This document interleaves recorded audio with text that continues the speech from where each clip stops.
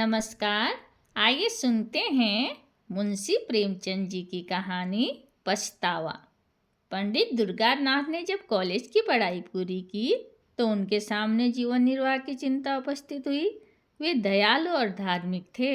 इच्छा थी कि ऐसा काम करना चाहिए जिससे उनका जीवन भी साधारणतः सुखपूर्वक व्यतीत हो और दूसरों के साथ भलाई और सदाचार का भी अवसर मिले।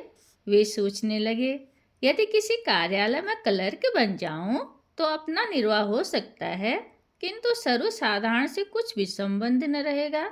वकालत में प्रविष्ट हो जाऊं तो दोनों बातें संभव है, किंतु अनेकानेक यत्न करने पर भी अपने को पवित्र रखना कठिन होगा। पुलिस विभाग में दीन पालन और परोपकार के लिए बहुत से अवसर मिलते रहते हैं, किंतु एक स्वतंत्र और सद्विचार प्रिय मनुष्य के लिए वहाँ की हवा हानिप्रद है। शासन विभाग में नियम और नीतियों की भरमार रहती है। कितना ही चाहो पर वहाँ अनुशासन, कड़ाई और डांट डपट से बचे रहना असंभव है। इसी प्रकार बहुत सोच विचार के पश्चात उन्होंने निश्चय किया कि किसी जमींदार के यहाँ मुख्ताराम बन जाना चाहिए। वेतन तो अवश्य कम मिलेगा, किंतु दीन खेतीहरों से दिन रात संबंध रहेगा। उनके साथ सद्व्यवहार का अवसर मिलेगा, साधारण जीवन निर्वाह होगा और विचार दृढ़ होंगे। कुंवर विशाल सिंह एक संपन्न और संपत्तिशाली जमींदार थे।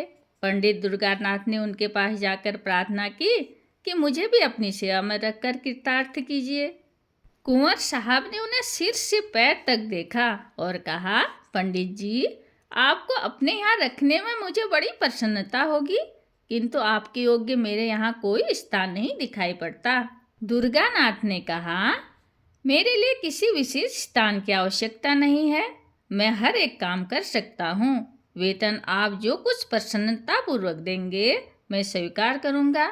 मैंने तो यह संकल्प कर लिया है कि सिवा किसी रईस के और किसी की नौकरी न करूँगा। कुंवर विशाल सिंह ने अभिमान से कहा, रईस की नौकरी नौकरी नहीं, राज्य है। मैं अपने चपरासियों को 2 रुपये माहवार देता हूँ और वे तंजेब के अंगरखे पहनकर निकलते हैं। उनके दरवाजे पर घोड़े बंधे हुए हैं। मेरे कारिंदे 5 रुपये से अधिक नहीं पाते, किंतु शादी विवाह वकीलों के यहाँ करते हैं। न जाने उनकी कमाई में क्या बरकत होती है। वर्षों तनख्वाह का हिसाब नहीं करते। कितने ही ऐसे हैं जो बिना तनख्वाह के कारिंदरी या चपरासी गिरी को तैयार बैठे हैं, परंतु अपना यह नियम नहीं। समझ लीजिए, मुख्तार आम अपने इलाके में एक बड़े जमींदार से अधिक रौब रखता है। उसका ठाट बाट और उसकी हुकूमत छोटे छोटे राजाओं से कम नहीं। जिसे इस नौकरी का चस्का लग गया है, उसके सामने तहसीलदारी झूठी है। पंडित दुर्गानाथ ने कुंवर साहब की बातों का समर्थन किया, जैसा कि करना उनकी सभ्यता अनुसार उचित था। पंडित जी दुनियादारी में अभी कच्चे थे। बोले, मुझे अब तक किसी रईस की नौकरी का चस्का नहीं लगा है। मैं तो अभी कॉलेज से निकल आता हूँ और न मैं इस कारणों से नौकरी करना चाहता हूँ जिनका कि आपने वर्णन किया, किंतु इतने कम वेतन में मेरा निर्वाह न होगा। आपके और नौकर असामियों का गला दबाते होंगे, मुझसे मरते समय तक ऐसा कार्य न होंगे। यदि सच्चे नौकर का सम्मान होना निश्चय है तो मुझे विश्वास है कि बहुत शीघ्र आप मुझसे प्रसन्न हो जाएंगे। कुंवर साहब ने बड़ी दृढ़ता के साथ कहा, हाँ, यह तो निश्चय है कि सत्यवादी मनुष्य का आदर सब कहीं होता है, किंतु मेरे यहाँ तनख्वाह बहुत अधिक नहीं दी जाती। जमींदार के इस प्रतिष्ठा शून्य उत्तर को सुनकर पंडित जी कुछ खिन्न हृदय से बोले, तो फिर मजबूरी है। मेरे द्वारा इस समय कुछ कष्ट आपको हो तो क्षमा कीजिएगा, किंतु मैं आपसे कह सकता हूँ कि ईमानदार आदमी आपको सस्ता न मिलेगा। कुंवर साहब ने मन में सोचा कि मेरे यहाँ सदा अदालत कचहरी लगी ही रहती है। सैकड़ों रुपये तो डिग्री और तजवीज़ों तथा और अंग्रेजी कागजों के अनुवाद में लग जाते हैं। एक अंग्रेजी का पूर्ण पंडित सहज ही में मिल रहा है, सो भी अधिक तनख्वाह नहीं देनी पड़ेगी। इसे रख लेना उचित है, लेकिन पंडित जी की बात का उत्तर देना आवश्यक था। अतः कहा, महाशय, सत्यवादी मनुष्य को कितना ही कम वेतन दिया जाए, वह सत्य को न छोड़ेगा और न अधिक वेतन पाने से बेईमान सच्चा बन सकता है। सच्चाई का रुपये से कुछ संबंध नहीं। मैंने ईमानदार कुली देखे हैं और बेईमान बड़े बड़े धनाढ्य पुरुष, परंतु अच्छा है कि आप एक सज्जन पुरुष हैं। आप मेरे यहाँ प्रसन्नता पूर्वक रहिए। मैं आपको एक इलाके का अधिकारी बना दूंगा और आपका काम देखकर तरक्की भी कर दूंगा। दुर्गानाथ जी ने 20 रुपये मासिक पर रहना स्वीकार कर लिया। यहाँ से कोई 2.5 मील पर कई गांवों का एक इलाका चांद पार के नाम से विख्यात था। पंडित जी इसी इलाके के कारिंदे नियत हुए। पंडित दुर्गानाथ ने चांद पार के इलाके में पहुंचकर अपने निवास स्थान को देखा तो उन्होंने कुंवर साहब के कथन को बिल्कुल सत्य पाया। यथार्थ में रियासत की नौकरी सुख संपत्ति का घर है। रहने के लिए सुंदर बंगला है जिसमें बहुमूल्य बिछौना बिछा हुआ है। सैकड़ों बीघे की जमीन, कई नौकर चाकर, कितने ही चपरासी, सवारी के लिए एक सुंदर टांगा, सुख ठाट बाट के सारे सामान उपस्थित। किंतु इस प्रकार की सजावट और विलास की सामग्री देखकर उन्हें इतनी प्रसन्नता न हुई, क्योंकि इसी सजे हुए बंगले के चारों ओर किसानों के झोपड़े थे। फूस के घरों में मिट्टी के बर्तनों के सिवा और सामान ही क्या था। वहाँ के लोगों में वह बंगला कोट के नाम से विख्यात था। लड़के उसे भय की दृष्टि से देखते थे। उनके चबूतरे पर पैर रखने का उन्हें साहस न पड़ता था। इस दीनता के बीच में इतना बड़ा ऐश्वर्य युक्त दृश्य उनके लिए अत्यंत हृदय विदारक था। किसानों की यह दशा थी कि सामने आते हुए थर थर कांपते थे। चपरासी लोग उनसे ऐसा बर्ताव करते थे कि पशुओं के साथ भी वैसा नहीं होता। पहले ही दिन कई 100 किसानों ने पंडित जी को अनेक प्रकार के खाद्य भेंट रूप में उपस्थित किए, किंतु जब वे लौटा दिए गए तो उन्हें बहुत आश्चर्य हुआ। किसान प्रसन्न हुए, किंतु चपरासियों का रक्त उबलने लगा। नाई और कहार खिदमत को आए, किंतु लौटा दिए गए। अहीरों के घरों से दूध से भरा हुआ मटका आया, वह भी वापस हुआ। तमोली एक ढोली पान लाया, किंतु वह भी स्वीकार न हुआ। असामी आपस में कहने लगे कि कोई धर्मात्मा पुरुष आए हैं, परंतु चपरासियों को ये बातें बड़ी असह्य हो गई। उन्होंने कहा, हुजूर, अगर आपको ये चीज़ें पसंद न हो तो न लें, मगर रस्म को तो न मिटाएं। अगर कोई दूसरा आदमी यहाँ आएगा तो उसे नए सिरे से यह रस्म बांधने में कितनी दिक्कत होगी। यह सब सुनकर पंडित जी ने केवल यही उत्तर दिया, जिनके सिर पर पड़ेगा वह भुगत लेगा। मुझे इसकी चिंता करने की क्या आवश्यकता। एक चपरासी ने साहस बांधकर कहा, इन असामियों को आप जितना गरीब समझते हैं उतने गरीब ये नहीं है। इनका ढंग ही ऐसा है, भेष बनाए रहते हैं।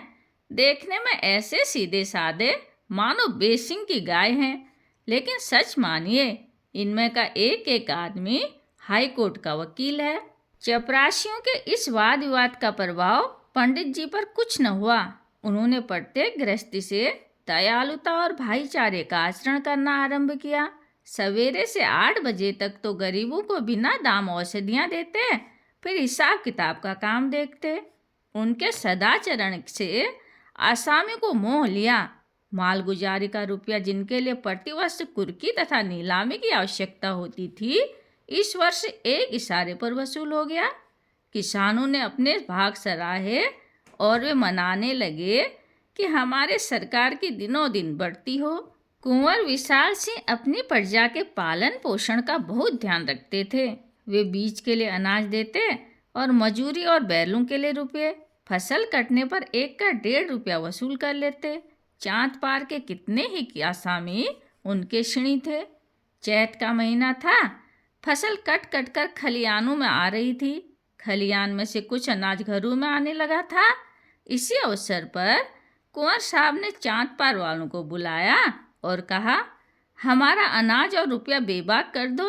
यह चैत का महीना है, जब तक कड़ाई न की जाए तुम लोग डकार नहीं लेते। इस तरह काम नहीं चलेगा।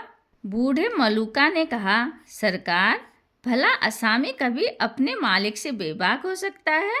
कुछ अभी ले लिया जाए, कुछ फिर दे देंगे। हमारी गर्दन तो सरकार की मुट्ठी में है। कुंवर साहब, आज कौड़ी कौड़ी चुकाकर यहाँ से उठने पाओगे?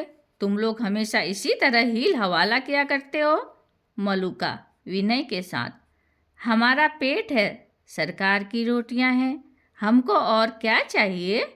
जो कुछ उपज है वह सब सरकार ही की है। कुंवर साहब से मलूका की यह वाचालता सही न गई। उन्हें इस पर क्रोध आ गया। राजा रईस ठहरे। उन्होंने बहुत कुछ खरी खोटी सुनाई और कहा, कोई है, जरा इस बुड्ढे का कान तो गरम करो, यह बहुत बढ़ बढ़ कर बात करता है। उन्होंने तो कदाचित धमकाने की इच्छा से कहा, किंतु चपरासी कादिर खान ने लपक कर बूढ़े की गर्दन पकड़ी और ऐसा धक्का दिया कि बेचारा जमीन पर जा गिरा। मलूका के 2 जवान बेटे वहां चुपचाप खड़े थे। बाप की ऐसी दशा देखकर उनका रक्त गर्म हो उठा। वे दोनों झपटे और कादिर खां पर टूट पड़े। धमाधम शब्द सुनाई पड़ने लगा। खां साहब का पानी उतर गया, साफा अलग जा गिरा, अचकन के टुकड़े टुकड़े हो गए, किंतु जबान चलती रही। मलूका ने देखा बात बिगड़ गई। वह उठा और कादिर खां को छुड़वाकर अपने लड़कों को गालियां देने लगा। जब लड़कों ने उसी को डांटा तब दौड़कर कुंवर साहब के चरणों में गिर पड़ा। पर बात यथार्थ में बिगड़ गई थी। बूढ़े के इस विनीत भाव का कुछ प्रभाव न हुआ। कुंवर साहब की आंखों से मानो आग के अंगारे निकल रहे थे। वे बोले, बेईमान, मेरी आंखों के सामने से दूर हो जा, नहीं तो अभी तेरा खून पी जाऊंगा। बूढ़े के शरीर में रक्त तो अब वैसा न रहा था, किंतु कुछ गर्मी अवश्य थी। समझता था कि ये कुछ न्याय करेंगे, परंतु यह फटकार सुनकर बोला, सरकार, बुढ़ापे में आपके दरवाजे पर पानी उतर गया और तिस पर सरकार हम ही को डांटते हैं। कुंवर साहब ने कहा, तुम्हारी इज्जत अभी क्या उतरी है, अब उतरेगी। दोनों लड़के सरोस बोले, सरकार, अपना रुपया लेंगे कि किसी की इज्जत लेंगे? कुंवर साहब ऐंठ कर, रुपया पीछे लेंगे, पहले देखेंगे कि तुम्हारी इज्जत कितनी है। चांद पार के किसान अपने गांव में पहुंचकर पंडित दुर्गानाथ से अपनी राम कहानी कह ही रहे थे कि कुंवर साहब का दूत पहुंचा और खबर दी कि सरकार ने आपको अभी अभी बुलाया है। दुर्गानाथ ने असामियों को परितोष दिया और आप घोड़े पर सवार होकर दरबार में हाजिर हुए। कुंवर साहब की आंखें लाल थी, मुख की आकृति भयंकर हो रही थी। कई मुख्तार और चपरासी बैठे हुए आग पर तेल डाल रहे थे। पंडित जी को देखते ही कुंवर साहब बोले, चांद पार वालों की हरकत आपने देखी? पंडित जी ने नम्र भाव से कहा, जी हाँ, सुनकर बहुत शोक हुआ, वे तो ऐसे सर्कस न थे। कुंवर साहब, यह सब आप ही के आगमन का फल है। आप अभी स्कूल के लड़के हैं, आप क्या जाने कि संसार में कैसे रहना होता है। यदि आपका बर्ताव असामियों के साथ ऐसा ही रहा तो फिर मैं जमींदारी कर चुका। यह सब आपकी करनी है। मैंने इसी दरवाजे पर असामियों को बांध बांध कर उल्टे लटका दिया है और किसी ने चूं तक न की। आज उनका यह साहस कि मेरे ही आदमी पर हाथ चलाएं। दुर्गानाथ कुछ दबते हुए, महाशय, इसमें मेरा क्या अपराध? मैंने तो जब से सुना है तभी से स्वयं सोच में पड़ा हूँ। कुंवर साहब, आपका अपराध नहीं तो किसका है? आप ही ने तो इनको सिर चढ़ाया, बेगार बंद कर दी। आप ही इनके साथ भाईचारे का बर्ताव करते हैं, उनके साथ हंसी मजाक करते हैं। ये छोटे आदमी इस बर्ताव की कदर क्या जाने? किताबी बातें स्कूल ही के लिए हैं, दुनिया के व्यवहार का कानून दूसरा है। अच्छा, जो हुआ सो हुआ। अब मैं चाहता हूँ कि इन बदमाशों को इस सरकसी का मजा चखाया जाए। असामियों को आपने मालगुजारी की रसीदें तो नहीं दी हैं? दुर्गानाथ कुछ डरते हुए, जी नहीं, रसीदें तैयार हैं, लेकिन आपके हस्ताक्षरों की देर है। कुंवर साहब कुछ संतुष्ट होकर, यह बहुत अच्छा हुआ, शकुन अच्छे हैं। अब आप इन रसीदों को चिराग अली के सुपुर्द कीजिए। इन लोगों पर बकाया लगान की नालिश की जाएगी। फसल नीलाम कर दूंगा। जब भूखे मरेंगे तब सूझेगी। जो रुपया अब तक वसूल हो चुका है वह बीज और ऋण के खाते में चढ़ा लीजिए। आपको केवल यह गवाही देनी होगी कि यह रुपया मालगुजारी के मद में नहीं, कर्ज में वसूल हुआ है, बस। दुर्गानाथ चिंतित हो गए। सोचने लगे कि क्या यहाँ भी उसी आपत्ति का सामना करना पड़ेगा जिससे बचने के लिए इतने सोच विचार के बाद इस शांति कुटीर को ग्रहण किया था। क्या जानबूझकर इन गरीबों की गर्दन पर छुरी फेरूं इसलिए कि मेरी नौकरी बनी रहे? नहीं, यह मुझसे न होगा। बोले, क्या मेरी शहादत बिना काम न चलेगा? कुंवर साहब क्रोध से, क्या इतना कहने में भी आपको कोई उज्र है? दुर्गानाथ दुविधा में पड़े हुए, जी, यूं तो मैंने आपका नमक खाया है, आपकी प्रत्येक आज्ञा का पालन करना मुझे उचित है, किंतु न्यायालय में मैंने गवाही नहीं दी है। संभव है कि यह कार्य मुझसे न हो सके, अतः मुझे तो क्षमा ही कर दिया जाए। कुंवर साहब शासन के ढंग से, यह काम आपको करना पड़ेगा, इसमें हाँ नहीं की कोई आवश्यकता नहीं। आग आपने लगाई है, बुझाएगा कौन? दुर्गानाथ दृढ़ता के साथ, मैं झूठ कदापि नहीं बोल सकता और न इस प्रकार की शहादत दे सकता हूँ। कुंवर साहब कोमल शब्दों में, कृपा निधान, यह झूठ नहीं है, मैंने झूठ का व्यापार नहीं किया है। मैं यह नहीं कहता कि आप रुपये का वसूल होना अस्वीकार कर दीजिए। जब असामी मेरे ऋणी हैं तो मुझे अधिकार है कि चाहे रुपया ऋण की मद में वसूल करूं या मालगुजारी की मद में। यदि इतनी सी बात को आप झूठ समझते हैं तो आपकी ज़बरदस्ती है। अभी आपने संसार देखा नहीं, ऐसी सच्चाई के लिए संसार में स्थान नहीं। आप मेरे यहाँ नौकरी कर रहे हैं, इस सेवक धर्म पर विचार कीजिए। आप शिक्षित हैं और होनहार हैं, अभी आपको संसार में बहुत दिन तक रहना है और बहुत काम करना है। अभी से आप यह धर्म और सत्यता धारण करेंगे तो अपने जीवन में आपको विपत्ति और निराशा के सिवा और कुछ प्राप्त न होगा। सत्य प्रियता अवश्य उत्तम वस्तु है, किंतु इसकी भी सीमा है। अति सर्वत्र वर्जित। अब अधिक सोच विचार की आवश्यकता नहीं, यह अवसर ऐसा ही है। कुंवर साहब पुराने खुर्राट थे। इस फेंक नेत से युवक खिलाड़ी हार गया। इस घटना के तीसरे दिन चांद पार के असामियों पर बकाया लगान की नालिश हुई। सम्मन आए, घर घर उदासी छा गई। सम्मन क्या थे, यम के दूत थे। देवी देवताओं की मिन्नतें होने लगी। स्त्रियां अपने घर वालों को कोसने लगी और पुरुष अपने भाग्य को। नियत तारीख के दिन गांव के गंवार कंधे पर लोटा डोर रखे और अंगेछे में चबेना बांधे कचहरी को चले। सैकड़ों स्त्रियां और बालक रोते हुए उनके पीछे पीछे जाते थे, मानो अभी फिर उनसे न मिलेंगे। पंडित दुर्गानाथ के 3 दिन कठिन परीक्षा के थे। एक और कुंवर साहब की प्रभावशाली बातें और दूसरी ओर किसानों की हाय हाय। परंतु विचार सागर में 3 दिन निमग्न रहने के पश्चात उन्हें धरती का सहारा मिल गया। उनकी आत्मा ने कहा, यह पहली परीक्षा है, यदि इसमें अनुत्तीर्ण रहे तो फिर आत्मिक दुर्बलता की हाथ रह जाएगी।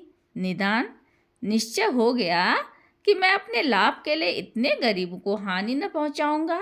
10 बजे दिन का समय था। न्यायालय के सामने मेला सा लगा हुआ था, जहाँ तहाँ श्याम वस्त्राच्छादित देवताओं की पूजा हो रही थी। चांद पार के किसान झुंड के झुंड एक पेड़ के नीचे आकर बैठे। उनसे कुछ दूर कुंवर साहब के मुख्ताराम, सिपाहियों और गवाहों की भीड़ थी। ये लोग अत्यंत विनोद में थे। जिस प्रकार मछलियाँ पानी में पहुंचकर किलोलें करती है, उसी भांति ये लोग भी आनंद में चूर थे। कोई पान खा रहा था, कोई हलवाई की दुकान से पूरियां की पत्तल लिए चला आ रहा था। उधर बेचारे किसान पेड़ के नीचे चुपचाप उदास बैठे थे कि आज न जाने क्या होगा, कौन आफत आएगी, भगवान का भरोसा है। मुकदमे की पेशी हुई। कुंवर साहब की ओर से गवाह गवाही देने लगे कि आसामी बड़े सर्कस हैं। जब लगान मांगा जाता है तो लड़ाई झगड़े पर तैयार हो जाते हैं। अब की बार इन्होंने एक कौड़ी भी नहीं दी। कादिर खान ने रोककर अपने सिर की चोट दिखाई। सबसे पीछे पंडित दुर्गानाथ की पुकार हुई, उन्हीं के बयान पर निपटारा होना था। वकील साहब ने उन्हें खूब तोते की भांति पढ़ा लिखा रखा था, किंतु उनके मुख से पहला वाक्य निकला ही था कि मजिस्ट्रेट ने उनकी ओर तीव्र दृष्टि से देखा। वकील साहब बगलें झांकने लगे। मुख्ताराम ने पंडित जी की ओर घूर कर देखा। अहलमद, पेशकार आदि सब के सब उनकी ओर आश्चर्य की दृष्टि से देखने लगे। न्यायाधीश ने तीव्र स्वर से कहा, तुम जानते हो कि मजिस्ट्रेट के सामने खड़े हो? दुर्गानाथ दृढ़तापूर्वक, जी हाँ, भली भांति जानता हूँ। न्यायाधीश, तुम्हारे ऊपर असत्य भाषण करने का अभियोग लगाया जा सकता है। दुर्गानाथ, अवश्य, यदि मेरा कथन झूठा हो। वकील ने जोर देते हुए कहा, जान पड़ता है किसानों के दूध और घी, भेंट आदि से यह काया पलट कर दी है। और न्यायाधीश को और सार्थक दृष्टि से देखा। दुर्गानाथ, आपको इन वस्तुओं का अधिक तजुर्बा होगा, मुझे तो अपनी रूखी रोटियां ही अधिक प्यारी हैं। न्यायाधीश, तो इन असामियों ने सब रुपया बेबाक कर दिया है? दुर्गानाथ, जी हाँ, इनके जिम्मे इस समय लगान की एक कौड़ी भी बाकी नहीं है। न्यायाधीश, रसीदें क्यों नहीं दी? दुर्गानाथ, मेरे मालिक की आज्ञा। मजिस्ट्रेट ने नालिशें डिसमिस कर दी। कुंवर साहब को ज्यों ही इस पराजय की खबर मिली, उनके कोप की मात्रा सीमा से बाहर हो गई। उन्होंने पंडित दुर्गानाथ को सैकड़ों कुवाक्य कहे, नमक हराम, विश्वासघाती, दुष्ट। मैंने इसका कितना आदर किया, किंतु कुत्ते की पूंछ कहीं सीधी हो सकती है। अंत में विश्वासघात कर ही गया। यह अच्छा हुआ कि पंडित दुर्गानाथ मजिस्ट्रेट का फैसला सुनते ही मुख्ताराम को कुंजियां और कागज पत्र सुपुर्द कर चलते हुए, नहीं तो उन्हें इस कार्य के फल में कुछ दिन हल्दी और गुड़ पीने की आवश्यकता पड़ती। कुंवर साहब का लेन देन विशेष अधिक था। चांदपार बहुत बड़ा इलाका था। वहाँ के असामियों पर कई 100 रुपये बाकी थे। उन्हें विश्वास हो गया कि अब रुपया डूब जाएगा, वसूल होने की कोई आशा नहीं। इस पंडित ने असामियों को बिल्कुल बिगाड़ दिया। अब उन्हें मेरा क्या डर। अपने कारिंदों और मंत्रियों से सम्मति ली। उन्होंने भी यही कहा, अब वसूल होने की कोई सूरत नहीं। कागजात न्यायालय में पेश किए जाएं तो इनकम टैक्स लग जाएगा, किंतु रुपया वसूल होना कठिन है। उजरदारियां होंगी, कहीं हिसाब में कोई भूल निकल आई तो रही सही साख भी जाती रहेगी और दूसरे इलाके का रुपया भी मारा जाएगा। दूसरे दिन कुंवर साहब पूजा पाठ से निश्चित हो अपनी चौपाल में बैठे तो क्या देखते हैं कि चांद पार के आसामी झुंड के झुंड चले आ रहे हैं। उन्हें यह देखकर भय हुआ कि कहीं ये सब कुछ उपद्रव तो न करेंगे, किंतु किसी के हाथ में एक छड़ी तक न थी। मलूका आगे आगे आता था। उसने दूर ही से झुककर वंदना की। ठाकुर साहब को ऐसा आश्चर्य हुआ मानो वे कोई स्वप्न देख रहे हों। मलूका ने सामने आकर विनयपूर्वक कहा, सरकार, हम लोगों से जो कुछ भूल चूक हुई हो उसे क्षमा किया जाए। हम लोग सब हुजूर के चाकर हैं। सरकार ने हमको पाला पोसा है, अब भी हमारे ऊपर यही निगाह रहे। कुंवर साहब का उत्साह बढ़ा। समझे कि पंडित के चले जाने से इन सबों के होश ठिकाने हुए हैं। आज किसका सहारा लेंगे? उसी खुर्राट ने इन सबों को बहका दिया था। कुछ सोचकर कुंवर साहब कड़क कर बोले, वे तुम्हारे सहायक पंडित कहाँ गए? वे आ जाते तो जरा उनकी खबर ली जाती। यह सुनकर मलूका की आंखों में आंसू भर आए। वह बोला, सरकार, उनको कुछ न कहें, वे आदमी नहीं देवता थे। जवानी की सौगंध है जो उन्होंने आपकी कोई निंदा की हो। वे बेचारे तो हम लोगों को बार बार समझाते थे कि देखो, मालिक से बिगाड़ करना अच्छी बात नहीं। हमसे कभी एक लोटा पानी के रवादार नहीं हुए। चलते चलते हमसे कह गए कि मालिक का जो कुछ तुम्हारे जिम्मे निकले चुका देना। आप हमारे मालिक हैं, हमने आपका बहुत खाया पिया है। अब हमारी यही विनती सरकार से है कि हमारा हिसाब किताब देखकर जो कुछ हमारे ऊपर निकले बतलाया जाए। हम एक एक कौड़ी चुका देंगे, तब पानी पिएंगे। कुंवर साहब प्रसन्न हो गए। उन्हें रुपयों के लिए कई बार खेत कटवाने पड़े थे, कितनी बार घरों में आग लगवाई, अनेक बार मारपीट की, कैसे कैसे दंड दिए। आज ये सब आप से आप सारा हिसाब किताब साफ करने आए हैं। यह क्या जादू है? मुख्तार आम साहब ने कागजात खोले और असामियों ने अपनी अपनी पोटलियां, जिसके जिम्मे जितना निकला, बिना कान पूछ हिलाए उतना दरबे सामने रख दिया। देखते देखते सामने रुपयों का ढेर लग गया। 600 रुपये बात की बात में वसूल हो गए। किसी के जिम्मे कुछ बाकी न रहा। यह सत्यता और न्याय की विजय थी। कठोरता और निर्दयता से जो काम कभी न हुआ, वह धर्म और न्याय ने पूरा कर दिखाया। जब से ये लोग मुकदमा जीत आए, तभी से उनको रुपया चुकाने की धुन सवार थी। पंडित जी को यह यथार्थ में देवता समझते थे। रुपया चुका देने के लिए उनकी विशेष आज्ञा थी। किसी ने बैल, किसी ने गहने बंधक रखे। यह सब कुछ सहन किया, परंतु पंडित जी की बात न टाली। कुंवर साहब के मन में पंडित जी के प्रति जो बुरे विचार थे, सब मिट गए। उन्होंने सदा कठोरता से काम लेना सीखा था। उन्हीं नियमों पर वे चलते थे। न्याय तथा सत्यता पर उनका विश्वास न था, किंतु आज उन्हें प्रत्यक्ष दिखाई पड़ा कि सत्यता और कोमलता में बहुत बड़ी शक्ति है। ये असामी मेरे हाथ से निकल गए थे, मैं इनका क्या बिगाड़ सकता था? अवश्य वह पंडित सच्चा और धर्मात्मा पुरुष था।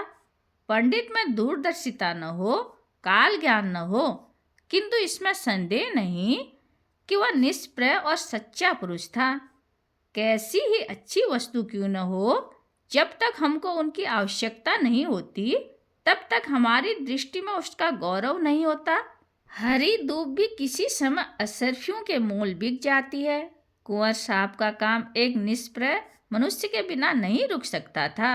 अतः पंडित जी के इस सर्वोत्तम कार्य की प्रशंसा किसी कवि की कविता से अधिक न हुई। चांद पार के असामियों ने तो अपने मालिक को कभी किसी प्रकार का कष्ट न पहुंचाया, किंतु अन्य इलाकों वाले आसामी उसी पुराने ढंग से चलते थे।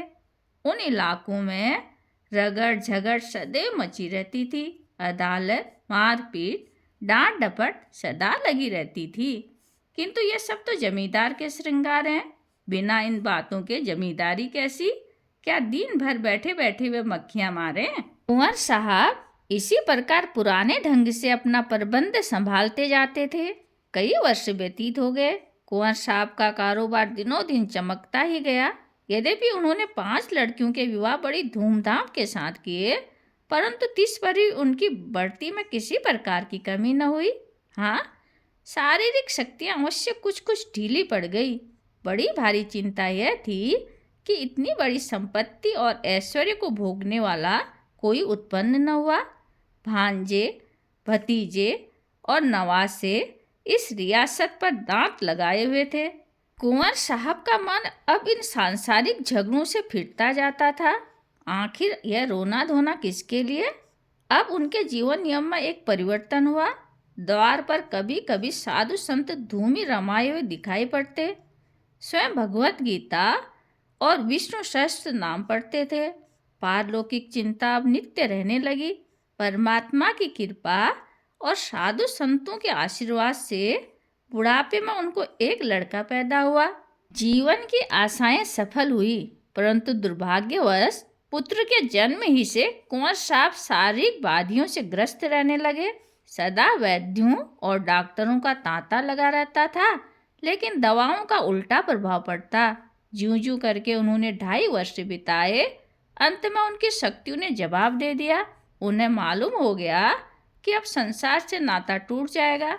अब चिंता ने और धर दबाया। यह सारा माल असबाब, इतनी बड़ी संपत्ति किस पर छोड़ जाऊं?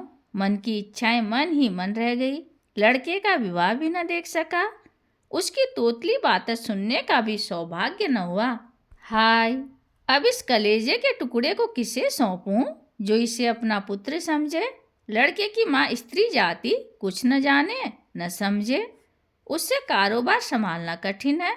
मुख्ताराम, गुमास्ते, कारिंदे कितने हैं, परंतु सब के सब स्वार्थी, विश्वासघाती। एक भी ऐसा पुरुष नहीं जिस पर मेरा विश्वास जमे। कोर्ट ऑफ वार्ड्स के सुपुर्द करूं तो वहां भी वे सब आपत्तियां। कोई इधर दबाएगा, कोई उधर। अनाथ बालक को कौन पूछेगा? हाय, मैंने आदमी नहीं पहचाना, मुझे हीरा मिल गया था। मैंने उसे ठीकरा समझा। कैसा सच्चा, कैसा वीर, दृढ़ प्रतिज्ञा पुरुष था। यदि वह कहीं मिल जाए तो इस अनाथ बालक के दिन फिर जाएं। उसके हृदय में करुणा है, दया है। वह अनाथ बालक पर तरस खाएगा। हाँ, क्या मुझे उसके दर्शन मिलेंगे? मैं उस देवता के चरण धोकर माथे पर चढ़ाता, आंसू से उसके चरण धोता। वही यदि हाथ लगाए तो यह मेरी डूबती नाव पार लगे। ठाकुर साहब की दशा दिन पर दिन बिगड़ती गई। अब अंतकाल आ पहुंचा। उन्हें पंडित दुर्गानाथ की रट लगी हुई थी। बच्चे का मुंह देखते और कलेजे से एक आह निकल जाती। कुंवर साहब बार बार पछताते और हाथ मलते। हाय, उस देवता को कहाँ पाऊं जो कोई उसके दर्शन करा दे। आधी जायदाद उस पर न्यौछावर कर दूं। प्यारे पंडित, मेरे अपराध क्षमा करो। मैं अंधा था, अज्ञानी था। अब मेरी बाँह पकड़ो, मुझे डूबने से बचाओ। यह अनाथ बालक पर तरस खाओ। हितार्थी और संबंधियों का समूह सामने खड़ा था। कुंवर साहब ने उनकी और अधखुली आंखों से देखा। सच्चा हितैषी कहीं दिखाई न पड़ा। सबके चेहरे पर स्वार्थ की झलक थी। कुंवर साहब ने निराशा से आंखें मूंद ली। उनकी स्त्री फूट फूट कर रो रही थी। निदान उसे लज्जा त्यागनी पड़ी। वह रोती हुई पास आकर बोली, प्राणनाथ, मुझे और इस असहाय बालक को किस पर छोड़े जाते हो? कुंवर साहब ने धीरे से कहा, पंडित दुर्गानाथ पर। वे जल्द आएंगे। उनसे कह देना कि मैंने सब कुछ उनको भेंट कर दिया। यह अंतिम वसीयत है। धन्यवाद।